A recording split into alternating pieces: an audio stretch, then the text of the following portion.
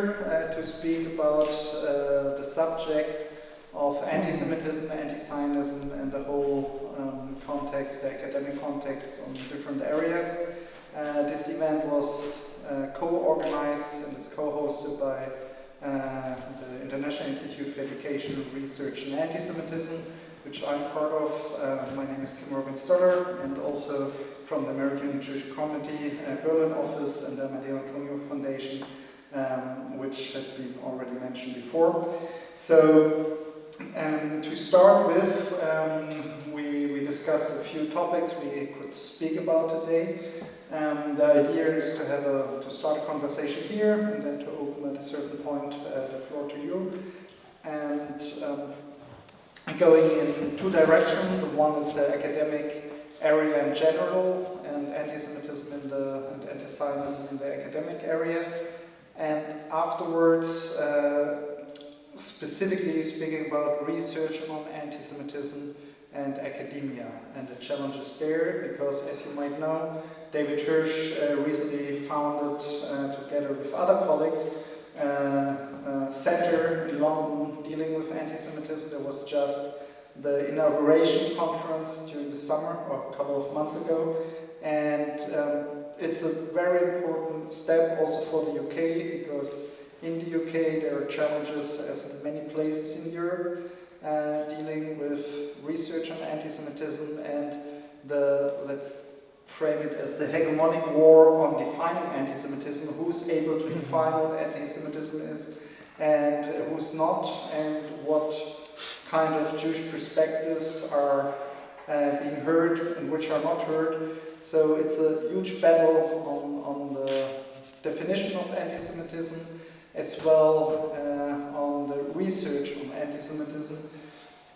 So my first question is, David, in 2005 you co-founded the Engage website or campaign. So what were the reasons back then? Why did you start to engage there? So you can take this microphone. No, we need it for the recording. Do we need it? If I speak we need it this? for the recording. Okay, we're recording. So, 2005 really came from a little bit from nowhere. I mean, in a sense, I can trace my work on this kind of anti-Semitism back to the 1980s, when I was a student, when I was involved in student politics. And in 1985, the Students' Union at Sunderland Polytechnic prohibited the Jewish Society, banned the Jewish Society, because it said that the Jewish Society was Zionist, and therefore it was racist, and therefore it was in a profound violation of the principles and culture of the student movement.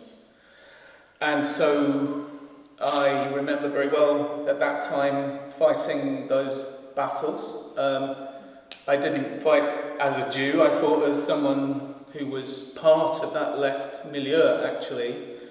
And it was very much a fight within the left, I think, or within the left, but also with the Jewish students.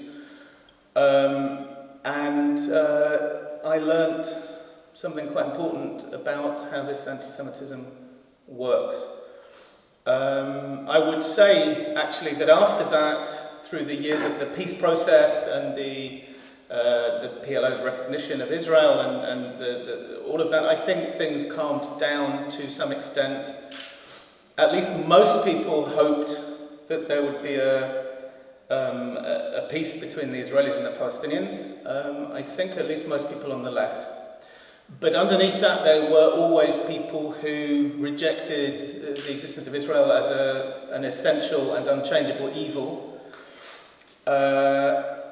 And they always existed, and they worked hard, and in the end, when the peace process collapsed, they were there, having been working hard through the 80s and the 90s, actually, to feed into, in the first place, the Durban conference in 2001.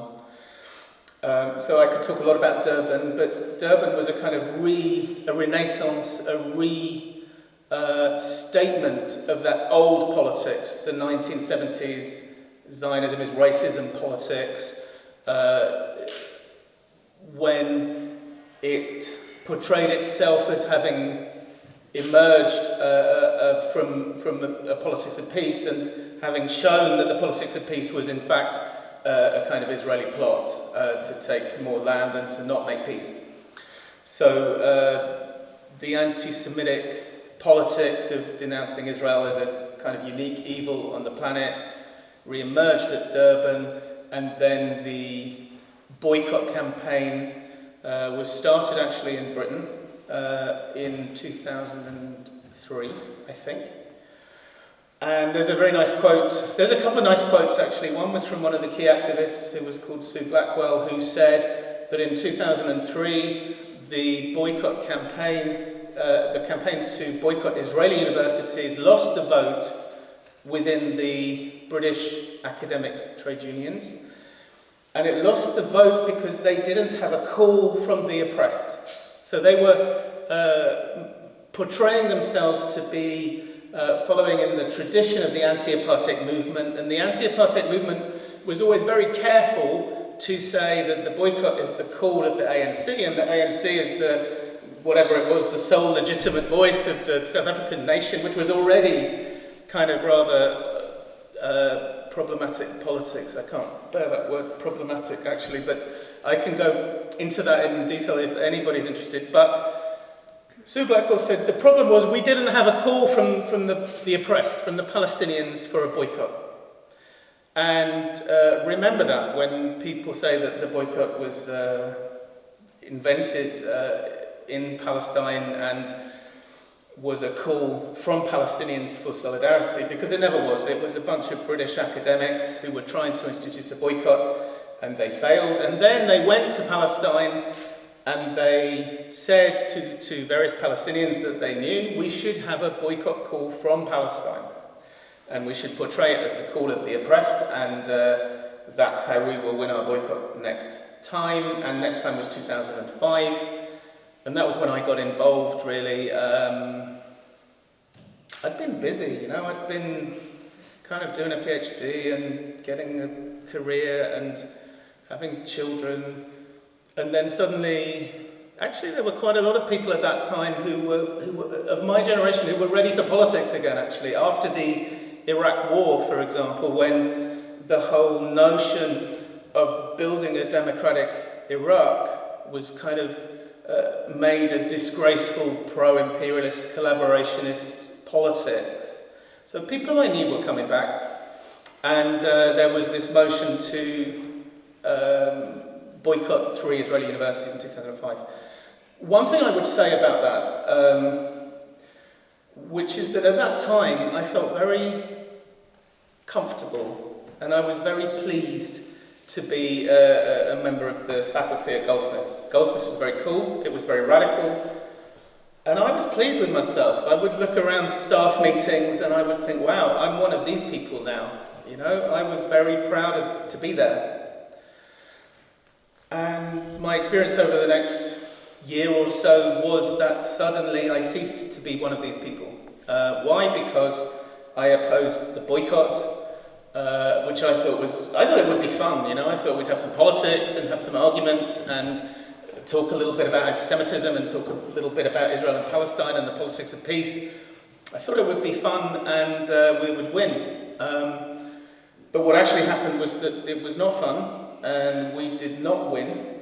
Actually, we kind of got a draw on the boycott itself. So the boycott was never implemented, but we got an absolute lose on anti-Semitism. That we said that this singling out of Israelis for exclusion from our campus in London is in the end going to be anti-Semitic. And we said that the discourse that comes with such a campaign is bound to be anti-Semitic, and indeed empirically is anti-Semitic. And we showed, you know, any number of examples, and nobody was interested. And people said, you're just saying this in order to make people think that it's bad to support the Palestinians You're just saying this because you want people to think that if they support the Palestinians, then they will be denounced as anti-Semitic. And I think that was actually something that I noticed, and I gave it a name. I called it the Livingston formulation, after the mayor of London at that time, Ken Livingstone, who said, I get accused of anti-Semitism because I'm critical of the Israeli government. And of course it's not true. He gets accused of anti-Semitism because he says anti-Semitic things. And these two things are not the same thing. I'm aware that I'm now giving a very long answer to the question. Briefly, we set up a network to make the arguments against the boycott, which increasingly became concerned with anti-Semitism, and with left anti-Semitism in particular, because that was what we were facing. But it was also about the culture of science and the culture of the university being not a place where people get boycotted. And it was also about the nature of true solidarity, actually. If people wanted to make solidarity with the Palestinians, then there were ways of doing it which were not excluding Israelis from our campuses in Europe and America. So we set up a network and we set up a website, and that's the story. Yeah, thanks. We got to know each other, I think, 10 or 15 years ago in the European Sociological Association. There's a research network dealing with anti-Semitism and racism. So it has been a while. And when we met first time, and I listened to the colleagues from the UK, and they mentioned they have a trade union for the academics, and they have a big issue there with the boycott, with being Jews in the trade union, with different things. Then I thought, okay, this is something which is not the same here in Germany, at least not until now. So maybe you can explain a little bit the case of how it interrelates the whole issue, boycott calls from the trade union or discussions there, being a Jew in this union and fighting there or leaving, like some of the colleagues left, others stayed there for a long time. So what is your impression, how this evolved and where do we stand now? So people often ask the question, is it anti-Semitic to support boycotts of Israel? And it's never a question that I really ever enjoyed engaging with, because we came at it from a slightly different angle, which was that it was our experience, and as social researchers, it was our data, that if somebody opposed a boycott proposal, then they would be faced with anti-Semitism. They would be faced with precisely exclusion from the place where they were suddenly proud to be at home. They would be faced with being denounced as racist and a supporter of imperialism and apartheid.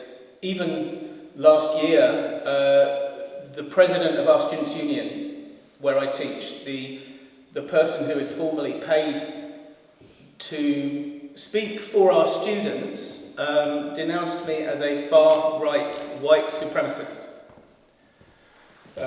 Which, forgive me, I thought that meant Nazi, right? And I still do, actually. I think I was being denounced as a Nazi by the official voice of our students, and that was then doubled down on by my colleagues, by my branch of the union. So it was, full solidarity was given to the student union president by my union branch. Now, interestingly, you can, of course, have all sorts of discussions about what that means, right? Look, my students don't think I'm a Nazi, right? it is the nature of unions and the nature of student unions that they get run by small minorities of people. And the less healthy a union is in general, the smaller the minority of people that it gets run by and the less representative they are. So in the UCU, the University and College Union, it gets run by people who are prepared to do the work. And it's quite a lot of work of running a union branch, right?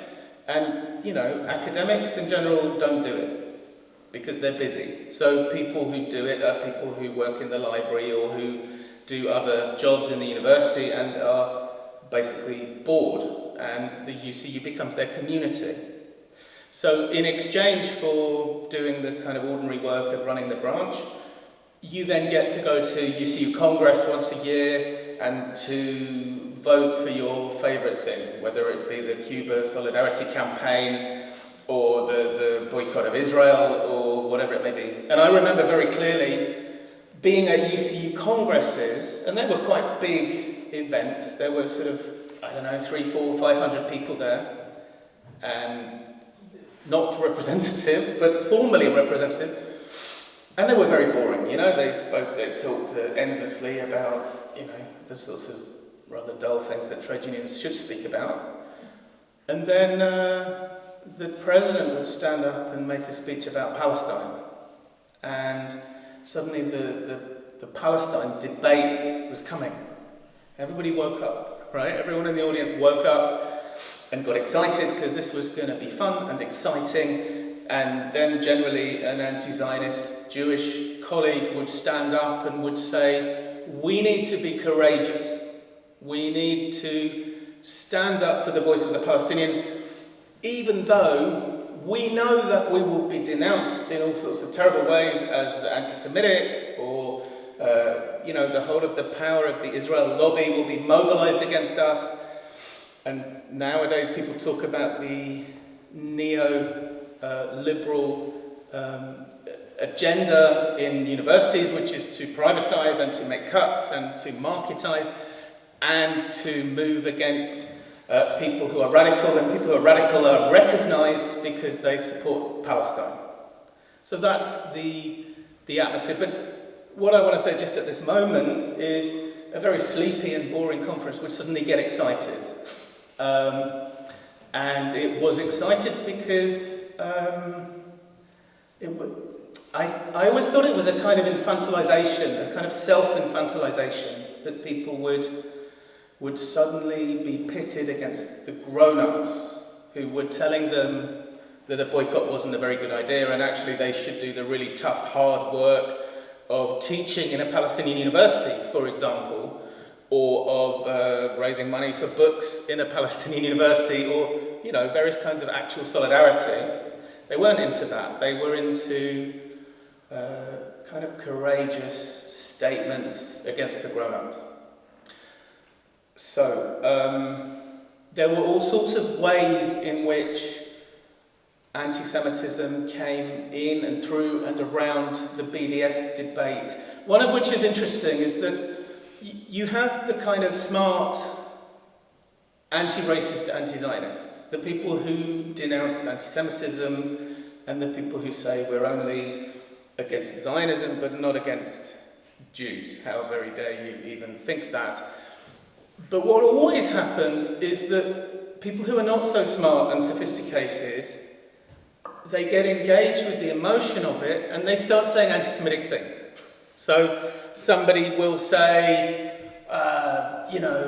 you're just like the Nazis, or you're just like when the Nazis created Theresienstadt concentration camp, and they said that it was a lovely camp, and they showed it to the Red Cross, and they said the people who defend what the Israelis do in Gaza are just like them.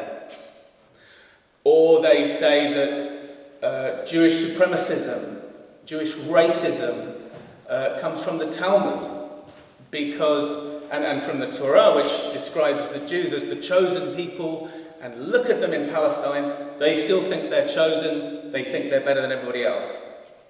So you had the kind of smart left anti-Zionists, and every time the people who like them and who want to support them, anti-Semitism kind of oozes around Antizionism in a way that can never be stopped.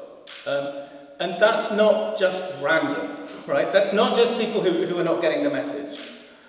The reason that Jeremy Corbyn attracted all of that kind of anti-Semitic discourse and emotion and anger was because his anti-Zionism is indeed anti-Semitic.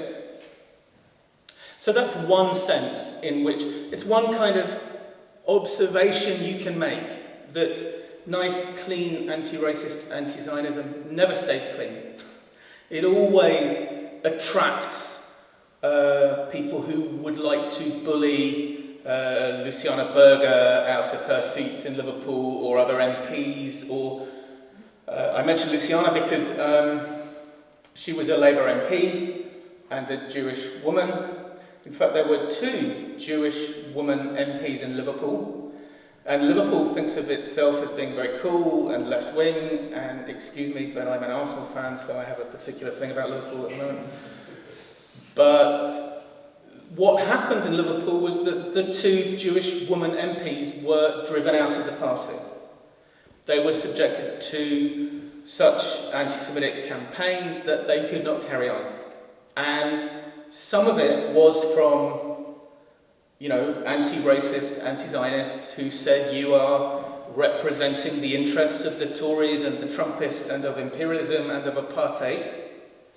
But others of it were people who threw bricks through the windows of their offices and who denounced who Luciana had been sleeping with 15 years ago, and who brought in all of this other kind of emotional stuff into the campaign against the, quotes, neocon MP.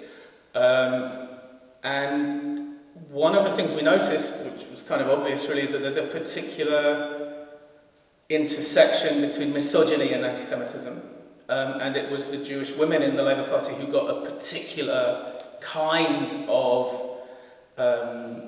bullying.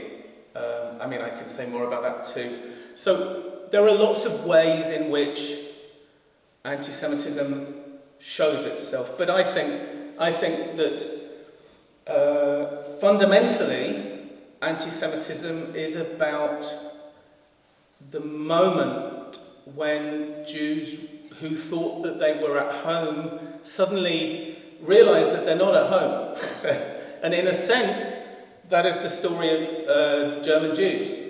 The place where they thought that they were at home, suddenly they were not at home. And of course, in a very different way, I think that that's kind of universal about anti-Semitism. That the discipline, or the union branch, or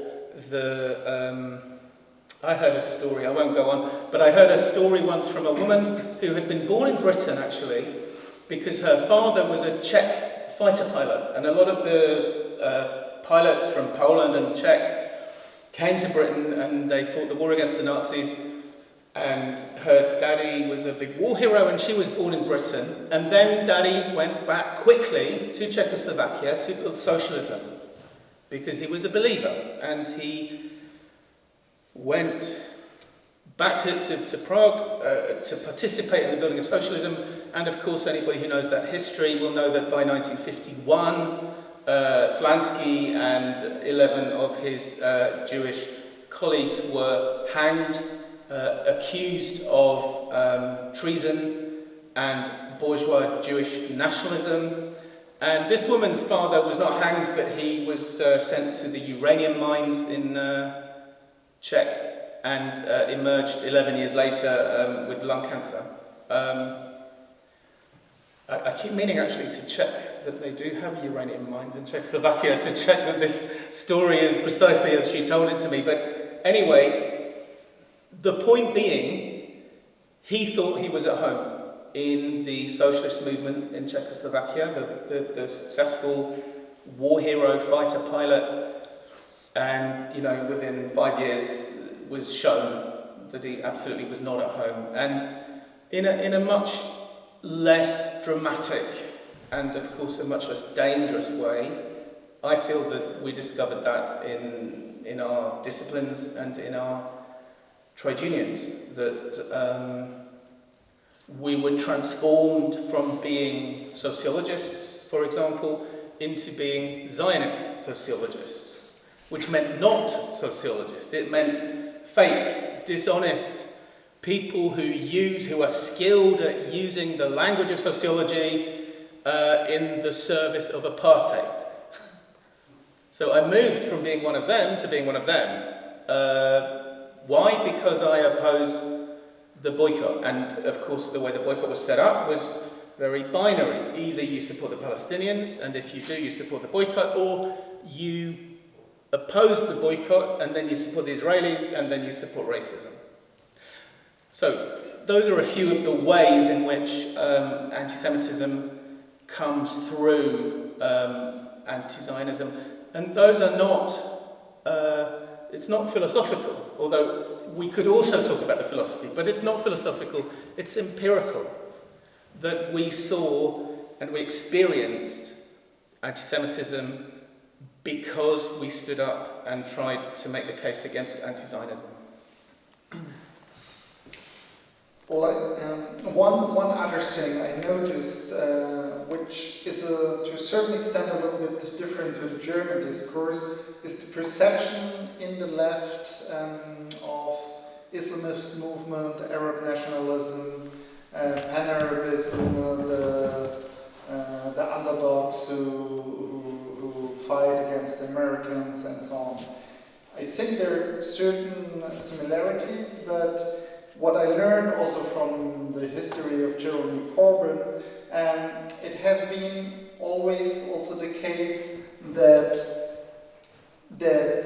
kind of connection with the resistance movements, so-called resistance movements in the MENA region, the Middle East, North Africa region, always were there. So can you, from a historical perspective, Stop the War coalition and later on with the Palestine Solidarity campaign in the UK, can you mention a little bit how this interrelates the perspective towards or the perception of Islamist movement and other nationalist movements and anti-Semitism there? It is a machine that is organized and it is of huge power and it is responsible in the end for all human misery, for oppression and war and poverty and bad health. And that global machine is called capitalism, or it's called imperialism, or sometimes it's called modernity. And the point about politics within that framework is to be an opponent of capitalism or imperialism or modernity or whatever it is your particular discourse calls it, because it's a global system that ensures that the overwhelming majority of humanity are kept oppressed. So within that framework, sure, there are bad things that go on, which are not capitalism, modernity, imperialism, but they are created in a world of capitalism, modernity, imperialism. So take Hamas for example, they would say that to the degree that Hamas is good and fights against capitalism, imperialism, modernity, and of course Zionism, right? So a little distraction, capitalism, imperialism, modernity is global. So how does it get attached to Zionism, which is not global, which is a small movement of a very small group of people who have their own history and who want to live in 3 rather small towns, actually, on the eastern shores of the Mediterranean. So already you have a kind of leap from this Manichaean worldview of good and bad, of oppression and oppressed. You have a leap which puts Israel somehow symbolically central to that big global machine of oppression. So we can talk about that too, because of course that's not old. sorry, that's not new.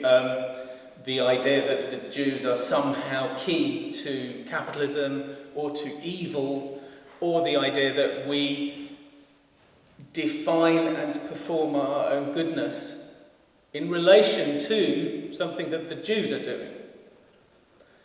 So, that was a little distraction. Insofar as Hamas is good, insofar as it looks after the poor, insofar as it fights Zionism, imperialism, capitalism, modernity, it's good. And insofar as it's bad, when it pushes up opponents off the roof, or when it is misogynist, or when it is anti-Semitic, insofar as it's bad because imperialism made it bad. And that's the framework. A lot of it with the Palestinians is a kind of fantasy of a sort of ideal type of an anti-colonial nationalist movement, of the kind that was pretty successful in driving out colonial regimes across the world in the 20th century. Although they were not always successful in creating something profoundly better. Indeed, quite often, the anti-colonial nationalist movements created something that was in many ways mirroring of many of the bad aspects of colonialism itself. But that's the framework. The framework is that, if you ask David Miller, and I can talk about David Miller if anybody's interested, you ask David Miller, should women in Iran be supported when they take off their hijab? And his answer, and he gave this answer very clearly the other day, was, we do not support a Western campaign to take away national self-determination from Iran. We do not support the invasion of Iran like they invaded Iraq and Afghanistan. And you said, well, hang on, I didn't ask you that. But for him, the question of whether women in Iran should be allowed to choose what they wear is really a question about whether we should support, which side we support. We support the global system of imperialism and capitalism and modernity and Zionism, or we support the movement against that. So it's very simple.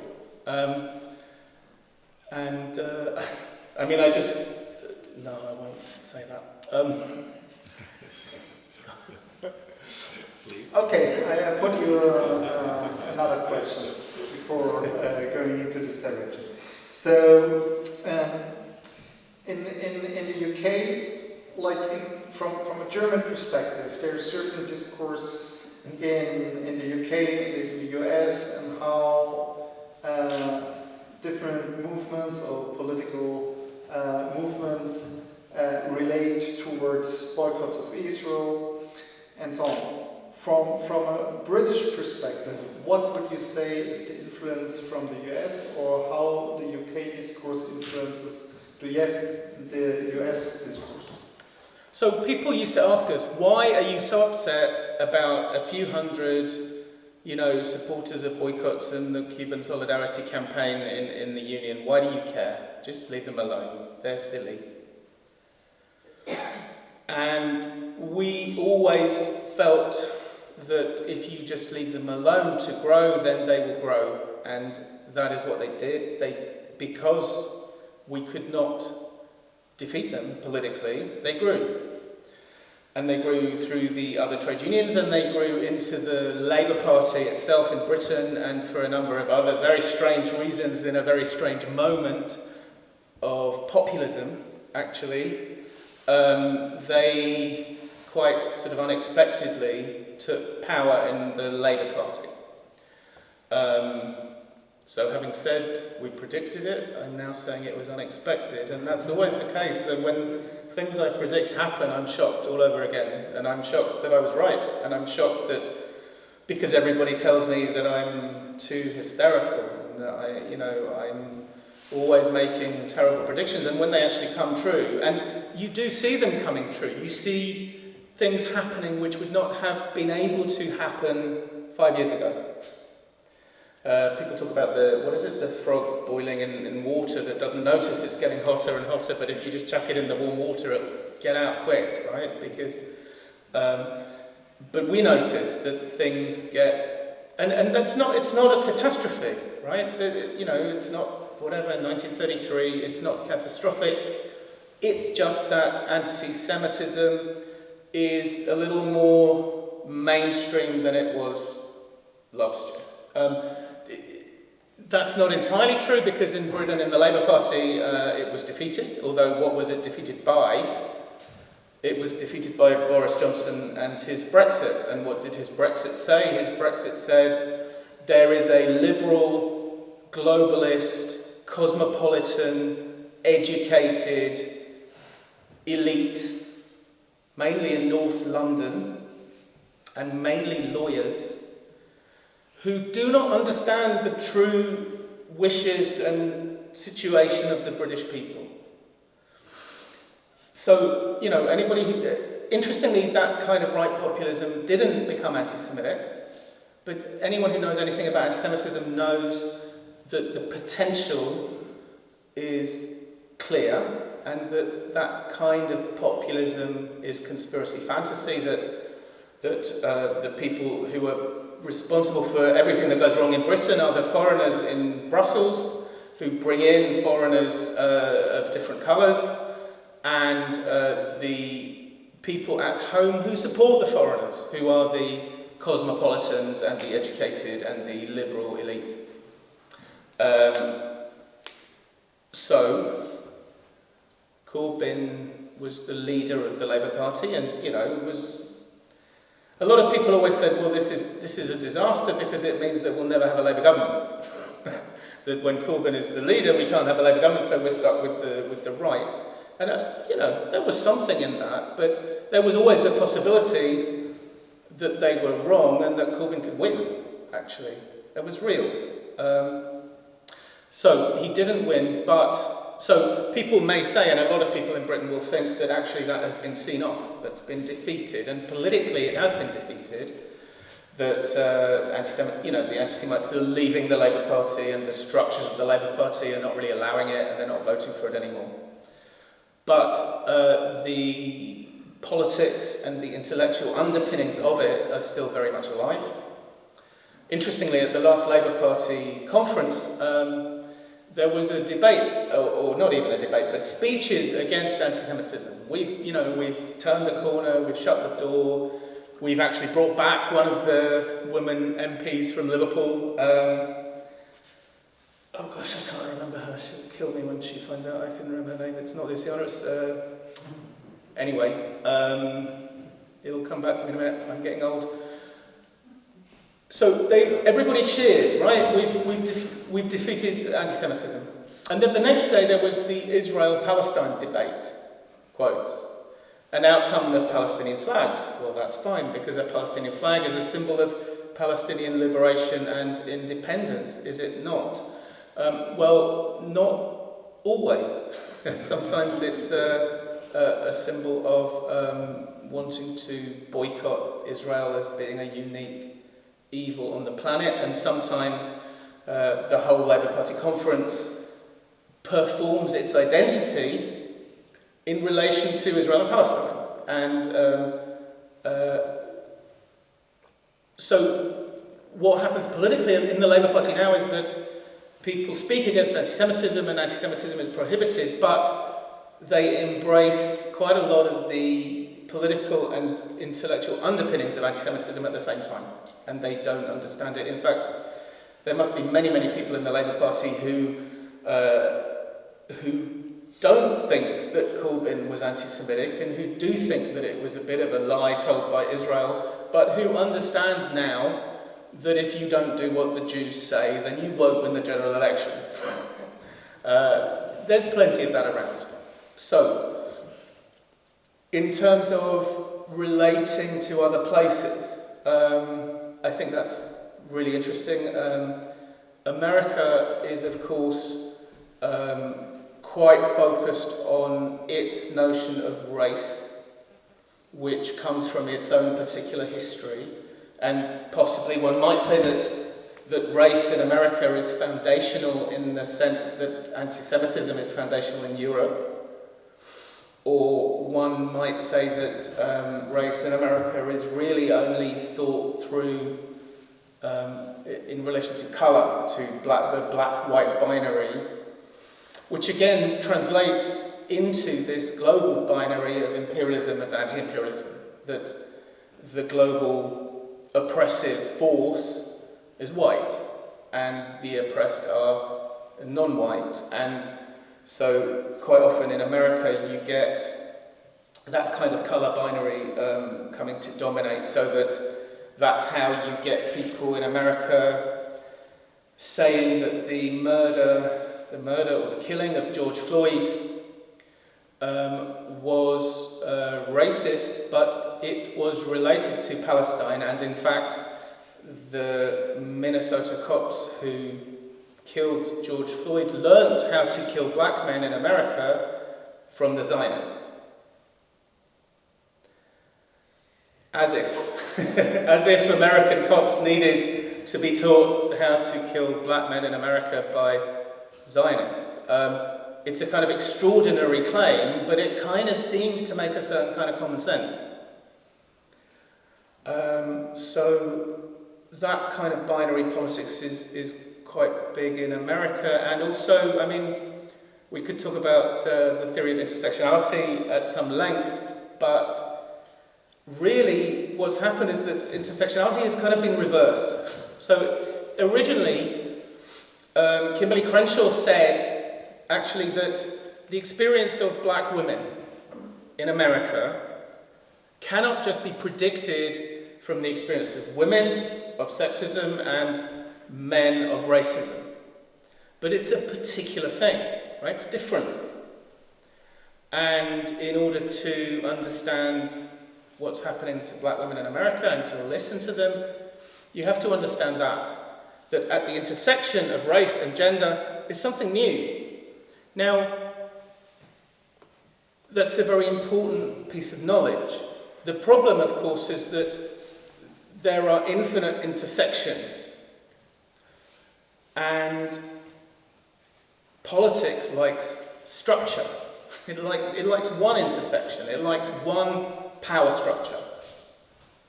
Because if you have one power structure, then you can say something very clear politically about it. We are against racism.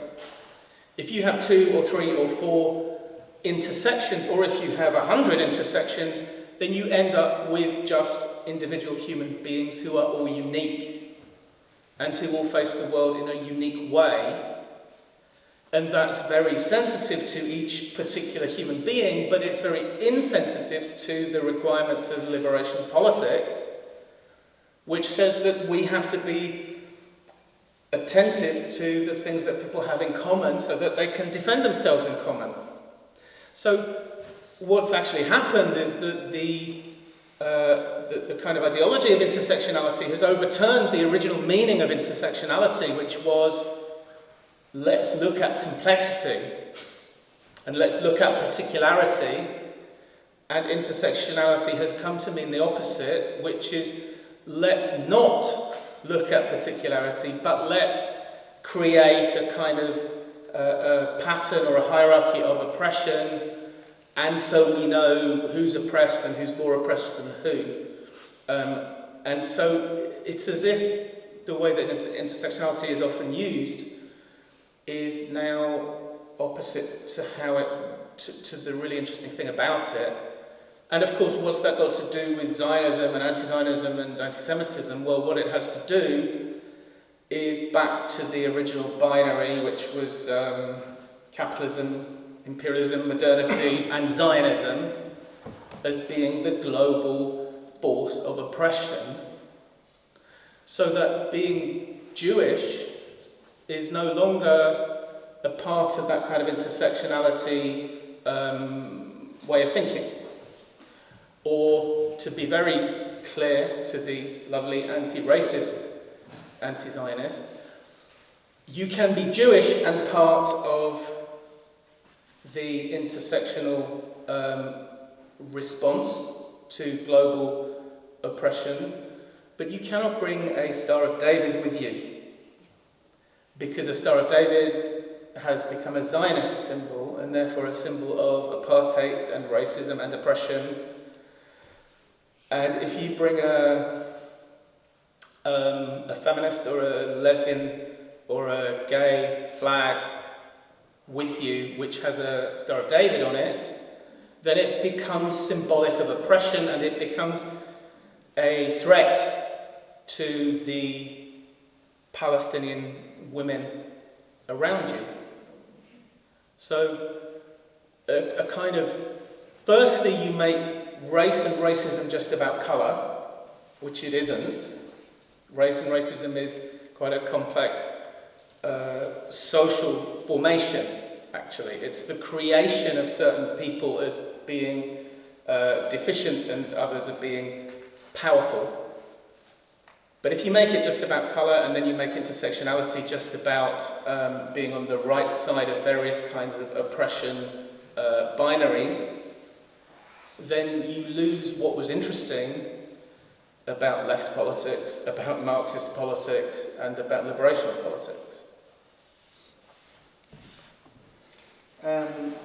Speaking on the perspective, on the speaking position, on who is defining certain kind of oppression or discrimination, we know that this is an important topic, defining racism, but it's also the case on defining anti-Semitism. So who defines anti-Semitism, who defines racism?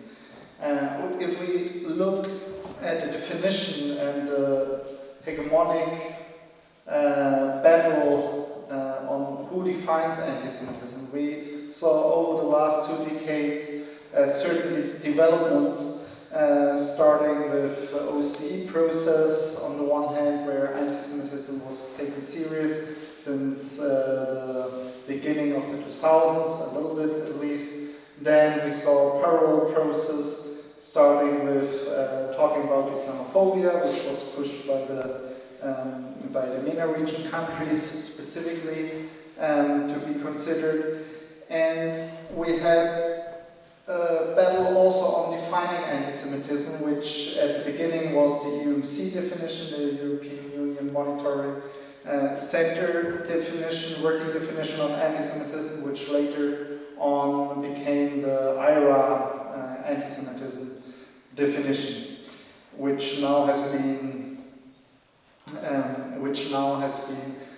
ratified or in a certain way being used by more than 40 countries, if I remember well. So we have this one, the officialization of defining anti-Semitism on the one hand, and on the other hand we have in different countries, we have some kind of centers, research centers, saying that they are researching anti-Semitism. We have one old one here in Berlin, which is called ZFA, Zentrum für Antisemitismusforschung, Center for Research on Antisemitism. And we have another one, the Peirce Institute, which is based in London, and which also claiming that they're defining anti-Semitism, that they're researching anti-Semitism. And they, in different cases, they spoke out saying, okay, anti-Zionism is not always or is not anti-Semitism per se, and to a certain extent directly or indirectly justifying boycotts of Israel, maybe just in some cases or in some context and so on. So the whole work you've been doing over the last 2 or 3 years in setting up this new center, how is this related to the whole discussion on defining anti-Semitism and researching anti-Semitism? So, important points to make. The first of which is that anybody who has been involved within these debates, which are mainly debates within the left about anti-Semitism, anyone who's been involved in them has been cured of a kind of naive belief in identity politics. because the people who mobilize their Jewish identities the most loudly and the most explicitly are in general the people who do so in order to give evidence against the evil of the majority of the Jewish community.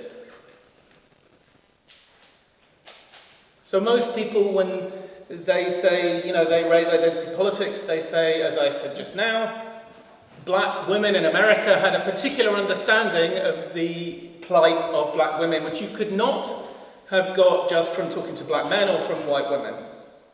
So you had to talk to the black women. But with this debate, the people who mobilize the power of the identity claim are the people who wish to portray themselves. They wish to portray the Jewish community as being kind of fundamentally split and divided. They wish to say that they themselves are the left of the Jewish community and everyone else is the right of the Jewish community, and they have just as much right to be listened to in terms of identity politics as anybody else. So, I think that looking at somebody's standpoint, who somebody is and what they have experienced and what their life is, can be important to understand something, right? You cannot understand things just from outside. So I think that, as I said, you want to understand what was going on for black women in America, you have to talk to black women in America. But every black woman in America has a different experience and a different view and a different way of understanding their situation. And it would be kind of madness to say that any black woman in America who speaks must speak the truth. And we had that. I mean, back in the 80s, we had, as a gay man, I'm here to tell you X, or as a woman, I'm here to tell you Y. And it was always kind of bizarre because, lots of different women thought lots of different things, and lots of different gay men thought lots of different things.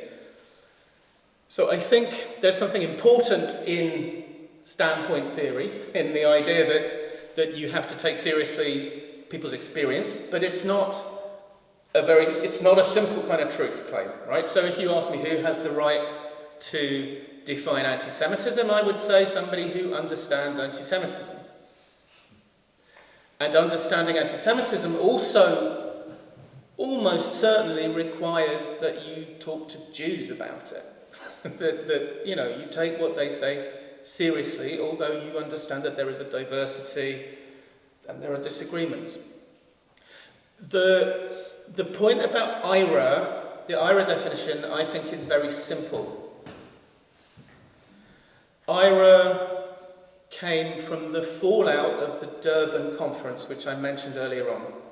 And the Durban Conference was the reconstitution of Antizionism from the Soviet Union, from the international human rights milieu in the UN, which had codified apartheid in such a way as it could only really be applied to Israel, from the particular women's conferences in the UN, which had been dominated by anti-Zionism. So there was a particular prehistory to Durban.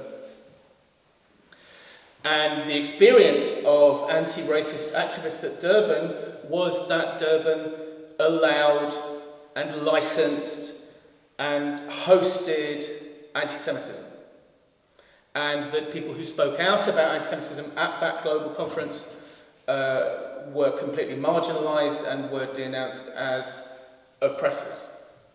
So a lot of the Jewish communal organizations came out of Durban and were quite shocked and said, we need to... look, everybody understands that the Holocaust was anti-Semitic, right? Everybody understands that excluding Jews from your golf club is anti-Semitic.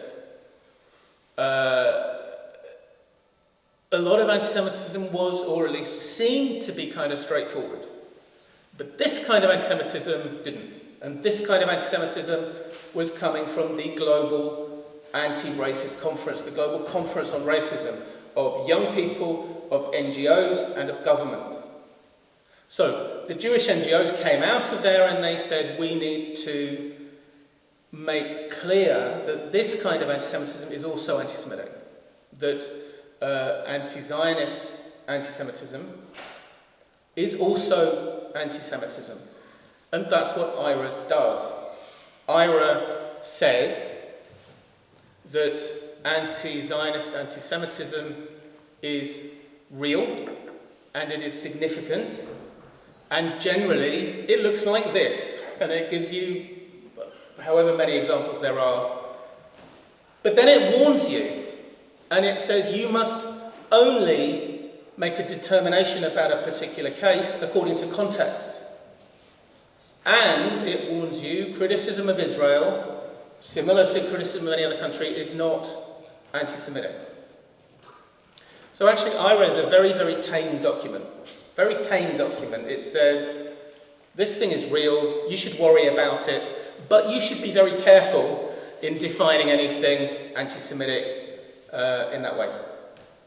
So honestly, I can't see any reason that anybody really would want to oppose IIRA. Now, that's not how it works out.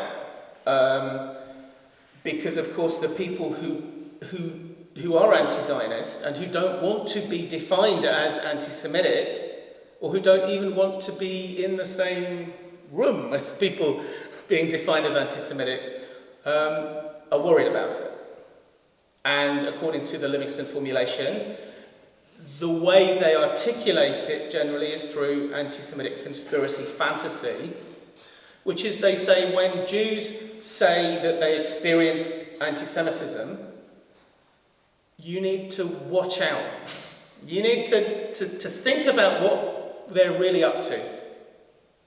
In Britain we have a very nice principle. I won't go into that whole story of the history, but the principle is the Macpherson principle, which says that if a black person reports a racist incident, then you should at least begin by assuming that they speak in good faith.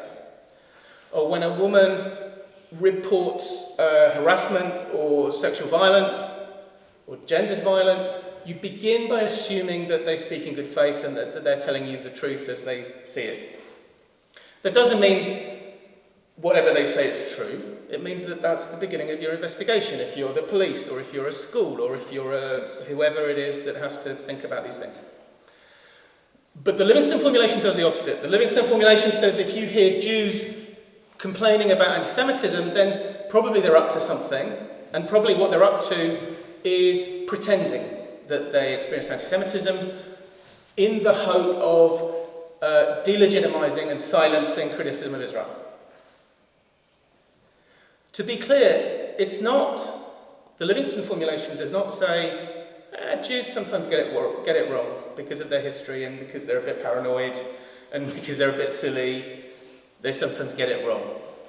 It's not what the Livingston formulation says. It says they get it wrong on purpose and knowing that they are getting it wrong with the ulterior motive of attempting to silence criticism of Israel. And that is what the critique of the IIRA definition says. It says this is a Trumpist and Zionist attempt to prohibit any kind of anti-imperialist or anti-colonial discourse in our universities or anywhere else. It's an attempt to silence free speech on Israel and free criticism.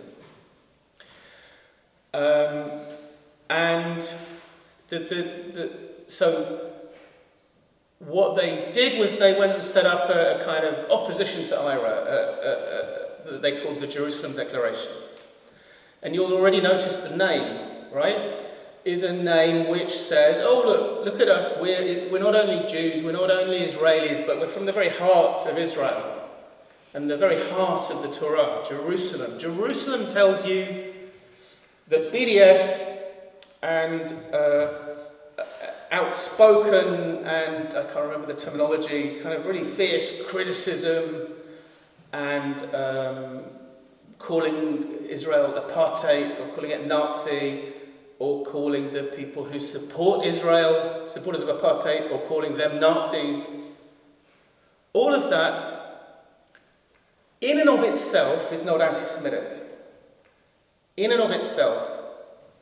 Remember the first answer I gave you about the question of, is BDS anti-Semitic? And I gave you a very long answer, right, because I'm a sociologist.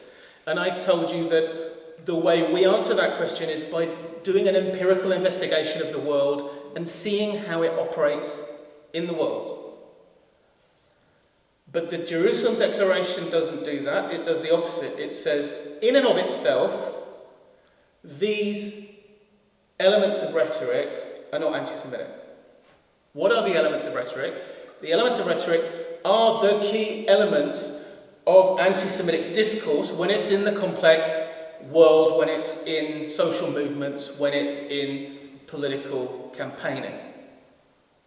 So they take the key elements of anti-Semitism as it exists in its complexity and they abstract them and they say, look at my head. I'm a professor. And in my head is a notion of BDS which is not anti-Semitic.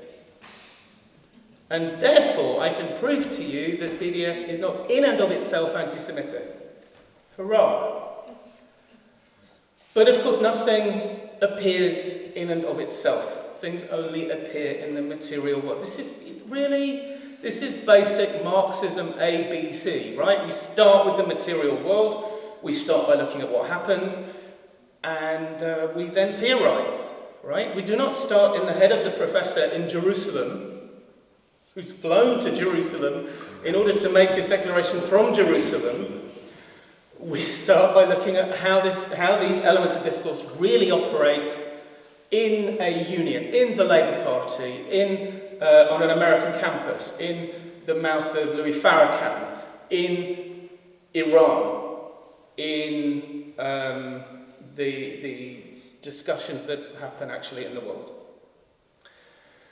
So it's very easy actually to critique this kind of stuff from the left, from a ordinary historical materialist position. But people don't do that because people no longer read Marx and they are much more interested in their own political cleanliness. There's a lot of not in my name politics.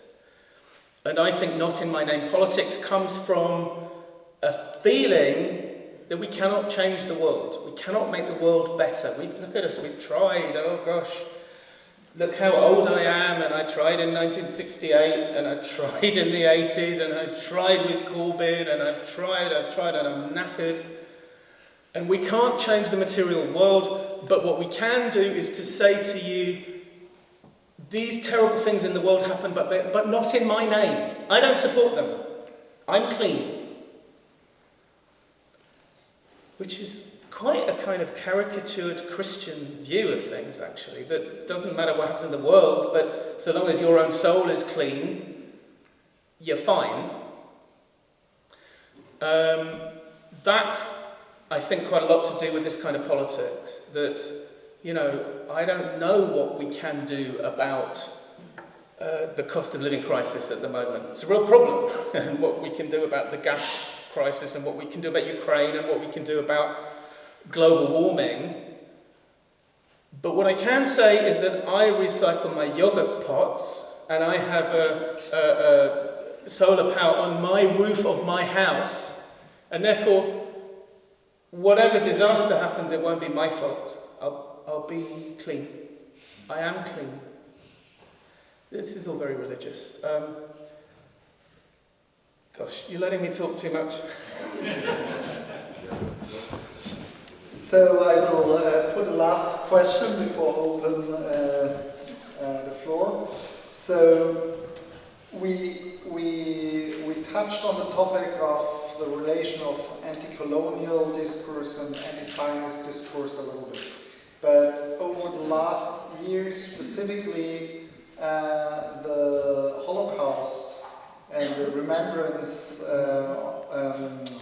on the Shoah has been contested and being attacked, and new discussion about equating colonialism and colonialist crimes with the Holocaust emerge and so on. Like from the British perspective, how would you analyze this, and what do you think are the origins here? I'm worried about this. I'm not sure. Somebody told me actually that there is nowhere in Britain at the moment where the Holocaust is being taught to undergrads as a module in a British university. I'm not 100% sure that that's 100% true, but it might be. And there's a reason for that, is that the Holocaust, it is kind of felt, must be taught in relation to the big framework that I told you about, which is capitalism, imperialism, Zionism, and modernity. Excuse me. People might have read Bauman on modernity and the Holocaust, who got his stuff, I think, from Heidegger and from others. I won't go into that at great length, but every time I teach Bauman, it gets worse. Which is odd, because he says the same thing that he did last year, because it's the same book. The idea that that there's not really a distinction between modernity, the life, that you can live in today's, normally I would say London, but I'm in Berlin, so I will say Berlin. There's not really a difference between Berlin today or in 1941. That it's all modernity. And yeah, it has different configurations, and different particular kinds of inhumanities get thrown up, but basically we're talking modernity. And also we're talking, so that's one way of doing this, is that you just subsume the Holocaust into modernity, into capitalism, into colonialism, and actually into Zionism. I stopped for a minute because I thought that must be wrong, and then I realised it's not. Because of course, Antizionism does find Zionism to be responsible to one degree or another for National Socialism. I mean, it's just true. These debates, these claims are made, and people like Ken Livingstone teach young people in Britain that Zionism and Nazism are similar. And not only are they similar, but because they're similar, it's not surprising to find that they were collaborators. And that Hitler indeed, says Ken Livingstone, was a supporter of Zionism before he went mad. And he went on the TV and defended it. And where did he get it from, by the way? He didn't make it up. He got it from Jewish anti-Zionists, from Moshe Machover, and from what was his name? Was Machover behind Perdition? Anyway, long story. So, we are worried about this one overarching structure of oppression, and it so happens that the way the Holocaust is remembered and memorialised by the imperialist governments, and it has a museum in Washington DC, and it has a new one perhaps being built in London and one in Berlin, and people are forced, even non-white people are forced to pay homage and to say the catechism of Holocaust memory. And the point, of course, is that books are being written arguing that the Holocaust must be decentered in our understanding of violence and state violence, and that the real historic ongoing violence and killing and genocide is the violence committed by colonialism against the colonized, and that the kind of, all the money. So let me explain it in this way. Anne Frank is said within this discourse to be a white oppressor. The 13-year-old girl who was forced into hiding and was taken out and murdered because she was Jewish is said to be a white and privileged person. Why? Because she's remembered. And the fact that Anne Frank is remembered shows her privilege over the millions and millions of Anne Franks who are not remembered, who were murdered in Congo and in India and in Namibia. And that kind of repeating, actually, of anti-Semitic ideology and of National Socialist ideology, that a young 13-year-old Jewish girl is privileged in her essence and is oppressor, is a kind of obvious step onwards from the kind of discourse that we're getting. The Holocaust survivors are now, at this moment, basically, the last ones are dying. There's no memory. And at this moment, it's not okay to teach about about the Holocaust or about anti-Semitism, because one has to teach about oppression in general, only one small part of which is the Holocaust. Now, the way that Jews are kind of attacked around Holocaust memory is by the accusation that Jews are making the Holocaust unique and a story about themselves and a story about themselves which everybody must take seriously. So, look, the discussions about what is unique and what is not unique about the Holocaust are very interesting and very important. And, I mean, look, in one sense, everything is unique, everything in the world is unique, and everything in the world is like everything else, right? So discussions about uniqueness always have to be a discussion about what is at stake. In what sense might the Holocaust be unique or unusual? And in what sense is it not? And of course, Holocaust education must be taught as a universal. This is what can happen when there is structures of race and bigotry and violence. But it must also be taught as a particular, as this particular thing happened because of anti-Semitism, which has its own history and its own ideology and its own particularly virulent forms.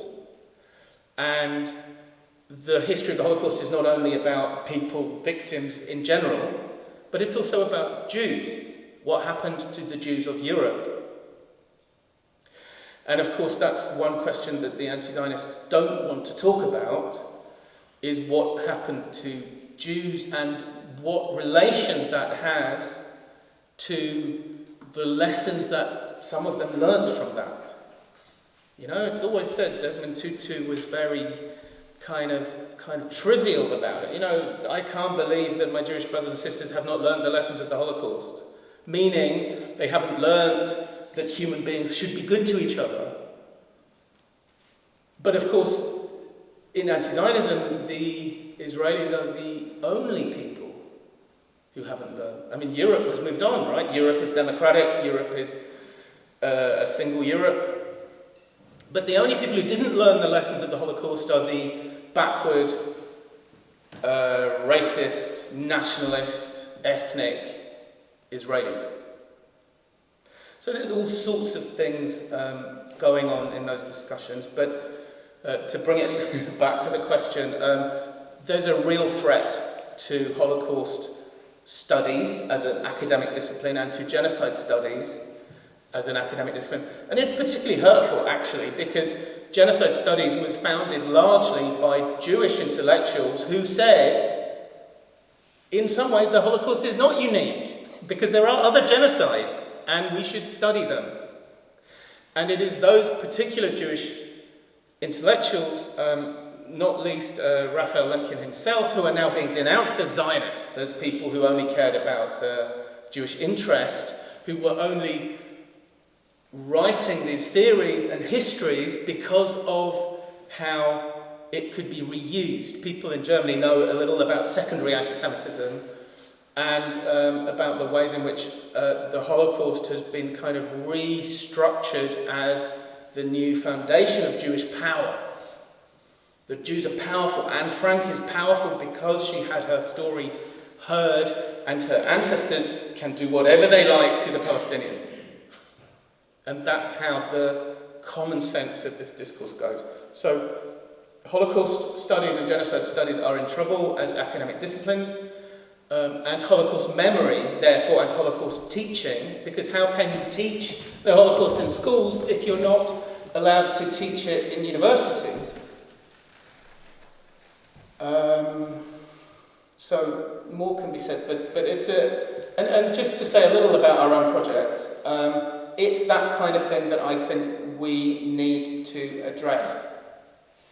So we are the London Centre for the Study of Contemporary Antisemitism, but we're also, in studying it, engaging with it.